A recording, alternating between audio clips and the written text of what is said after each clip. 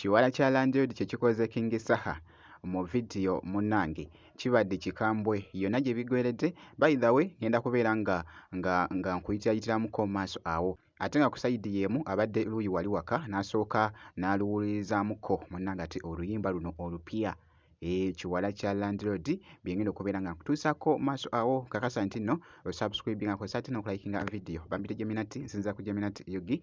Mu byonna kansuke nkutegeeze nti nno immediately nga yakamala munnange ate okujaguza amazaalibwa ge. By the way n'avaayo wali munnange n'ayirizinga oluyimba luno ku mulundi guno awadde bafaanizi be munnange ate surprise. Alufulumizza munnange nga kuliko ne vidiyo era n'agiteerawo vidiyo n'agiwanika nga bw'ogezaako okulaba. Ashutinze vidiyo munnange abadde amanyi ky'akola. Ashutinze vidiyo munnange abadde amanyi ky'akola esayidi. Bayishutinze okuggyayo munnange ati amakulu ag'oluyimba. Kiwala kya Landlord awo munnange kirina engeri gye kitabuddemu King Saha wali mu vidiyo ne ŋŋamba oh my god. Ku sayidi y'emu abadde waka eno nga oluyimba munnange nga yalutumbudde dda ku sayidi y'emu wano. Abadde munnange ng'ali luwuliriza awo nga bw'ogezaako okulaba ng'ali wali. Tuli mu kunoonya birthday boy.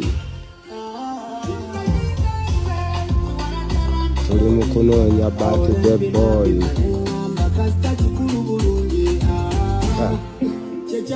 Ali eno mufunye ali ku kiwala kya Landlord yeeyagala.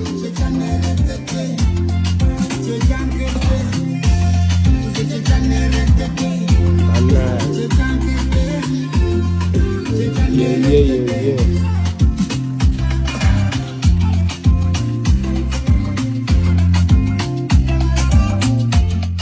munnange n'atumbula vibe ey'oluyimba luno munnange ate Kiwala kya Landlord. Actually amaka ge gabadde gasaanikidde vibe lwero nno munnange ate oluyimba lwa King Saha olupya Kiwala kya Landlord ndabye nga luli mu kukwata munnange ate vibe okwetoola munnange ate social media eside eyo yoyo nno munnange ate mwana mulenzi King Saha. Ngenda kubeera nga nkomawoko mu maaso awo n'ebirala. Kakasa nti nno osubscribinga kw'ossa ate n'okulayikinga vidiyo.